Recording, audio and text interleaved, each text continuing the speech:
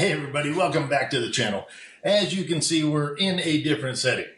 Reason being is I'm going to show you what we're going to be building next. And that is a Butler Pantry. Yes, a Butler Pantry. Now this Butler Pantry is a grid addition. It's one unit that you build from the bottom up and it sets in. If you have the room for, you can put in, and it's going to solve a lot of your problems with storage and so forth. But trying to build this for you over one video is going to take a long video, and I don't want to lose you like that. So we're going to go ahead and break them up. But let me go and show you what this is and how well it works. Has its own microwave, own drawer, big drawer at the bottom. It also has nice drawers down here, and these are pull-out shelves. Has shaker doors and drawers. Has the undermount lighting, which I think all of this needs to be done. I'll show you some dark pictures of it. But this is in the day. We have hooks set up. As you can see, I have my own coffee cups. And remember, if you ever want one of these or one of our shirts, go ahead and get it online. Okay, next. This is a 2x2, and we're going to show you how to make the drawers, how they can come all the way out, full extension. And we're going to show you the proper way to install the slides. And then we have the same at the bottom. And down the road, you're going to be going, darn, dink. I should have done this. I should have added this. That is the reason why I don't have stationary shelves and so forth. These drawers, we can actually put more in, which we're going to do. Let's go ahead and get on this. I'm going to show you how we broke it down, and we'll start getting this thing done. Now, I'm not going to take a bunch of time showing you how to break down sheets of plywood. You've most all likely seen enough of that. You know, get the panel layout and cut everything oversized from it. Now, before I do that, though, I'm going to go ahead and change out my combo blade for my Freud Ultimate Plywood Blade. It just really very clean cuts. I'll put which one I use in the description so you have that. And if you ever want to, if you think about getting something like that, a combo blade will do it. I just like the cleaner cuts. Now, just be careful when handling the 4x8 sheets yourself. They can get kind of unruly, and you might get bound up on your blade. So just take your time. You can use sawhorses and roller stands to help you, splitting the panel down the middle. But when it comes to cross-cutting panels like that, I like to use my panel cutter.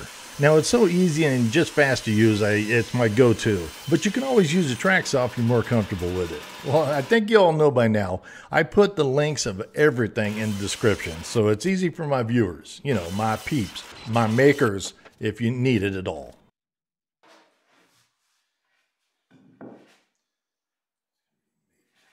Once I'm done with the breakdown and a proper panel sizing, I lay out any and all dados to get them cut using my exact width dado jig, which I also have a video on how to make.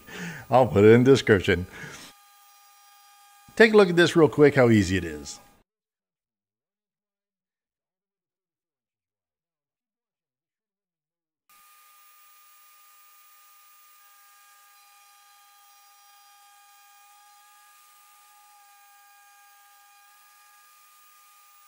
It cuts a clean bottom, and it has a snug friction fit, so it's just the way it should be. You don't want it too loose, you don't want it too tight. Too tight means not enough glue will be left after squeeze out.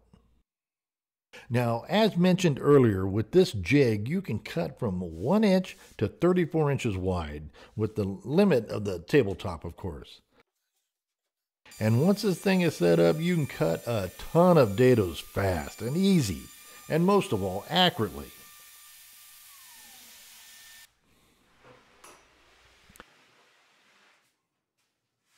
You can also make a quick router bit depth guide like this for faster setup as well. Now the 1/4 inch back panel is going to sit inward a little bit. See, now if you look here, just think of this as a cleat going to the next panel. Then you have your back panel like that. I do this for a reason is I don't like seeing these inside a cabinet. I'd rather just see the panel, and these can be out back.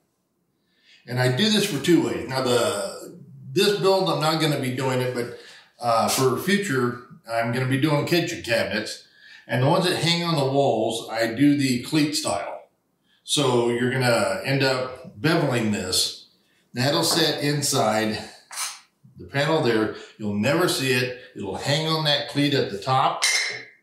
But for this purpose, because they're pretty much one unit built together, is we're going to go ahead and have the back panel like that. It's going to look great. So we'll go ahead and cut that screw, and then I'm going to cut out the toe kick right here after that. So let's get this done. I'll show you how we're going to do it. Now, setting up the fence and the blade to cut this dado. Now, I use the same plywood, so I get the exact same thickness as the cleat I'm going to be using in the construction. So it's the exact distance to the groove edge. Then using scraps, make a test cut.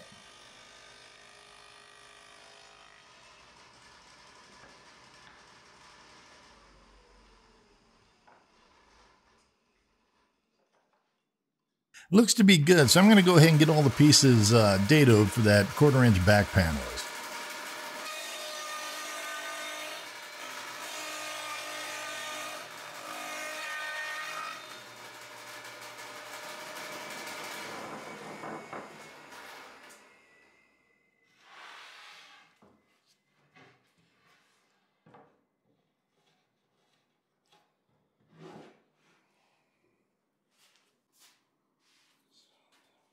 As you can see here how the setup works. Everything flush to the back of the cabinet. Next, let's go ahead and cut out the toe kicks.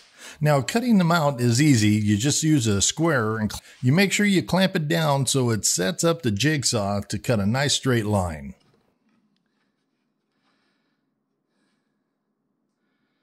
Now, there's other methods of cutting these, like using a bandsaw, so whatever fits you best.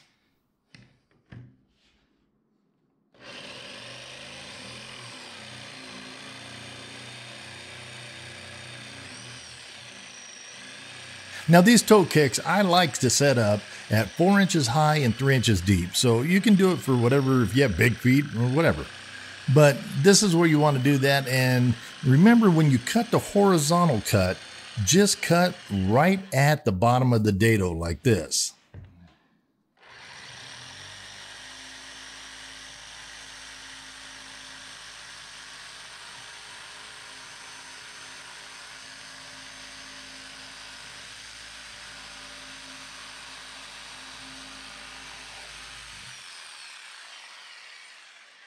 But as you can see, it has just a paper thin where I'm going to knock that off and you're all set.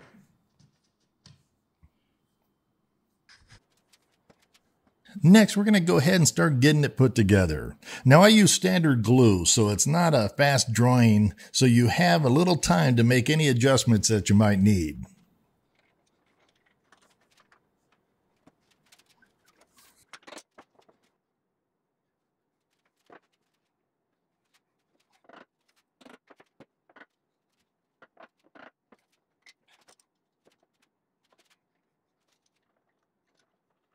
Now I like using these 90-degree right angle clamps to help keep it square throughout the assembly.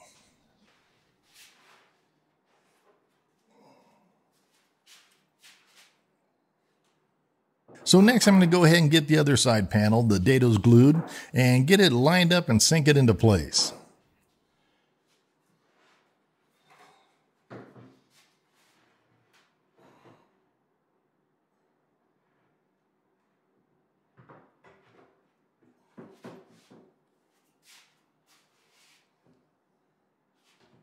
Now, once it's set, I will clamp everything together while the glue sets up.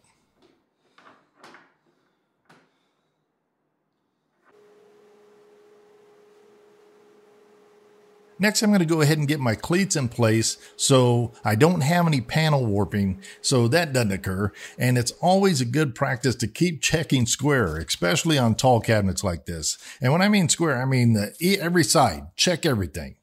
That way, now is the time to make the adjustments. Now, building a cabinet with the slide-in rear panel, it's good to keep a couple of small pieces in your bag or what have you, or close to you. Just make sure it slides in there good so you won't have a problem when you put the back panel on. Now, let's go ahead and line out where you want the pocket holes. Just be sure you are not lining up a pocket screw that's going to go into the dado and hit nothing. Not saying I've done that before.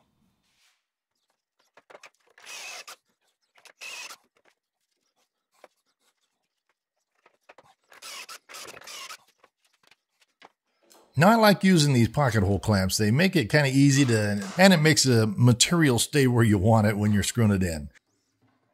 Now, I use 1 1/4 inch pocket screws that hold really nice and tight.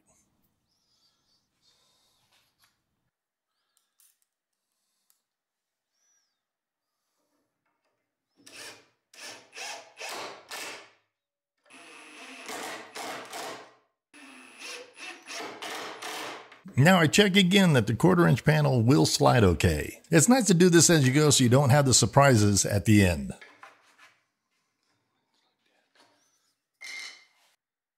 Now let's go ahead and get the next cabinet carcass put together.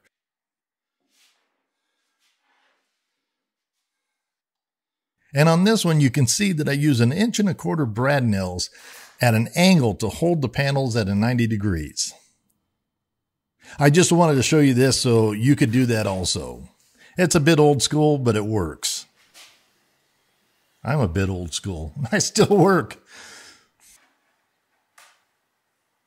So I'm going to go ahead and get the rest of the cleats pocket holed and ready.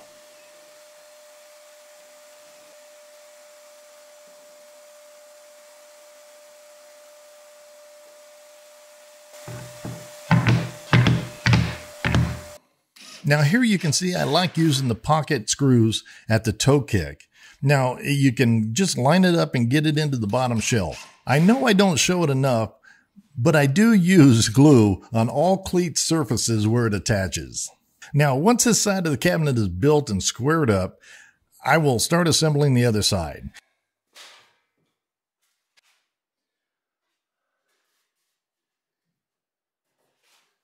Now on to the last cabinet assembly. Now this one is really important to get right, straight, and square.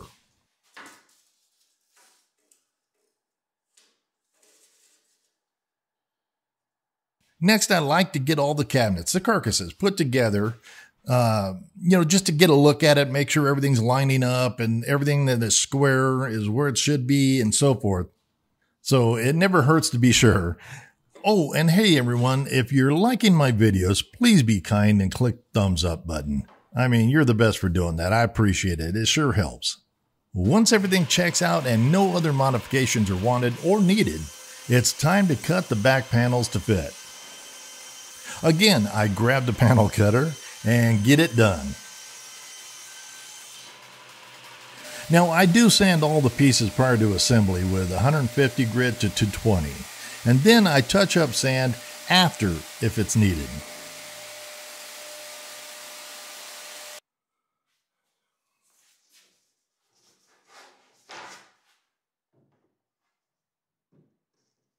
Now I slide in the 1/4 inch back panel and it fits good.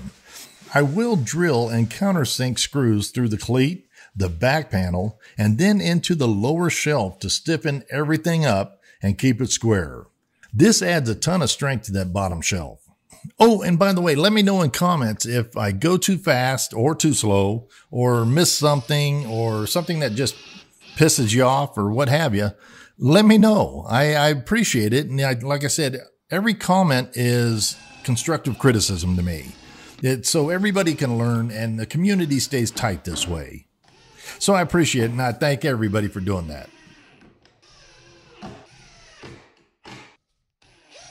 Okay, in the next video, let's go ahead and we're going to go and show you the face frames that we put in here and how we did that and what it takes to do that and, just tips and tricks.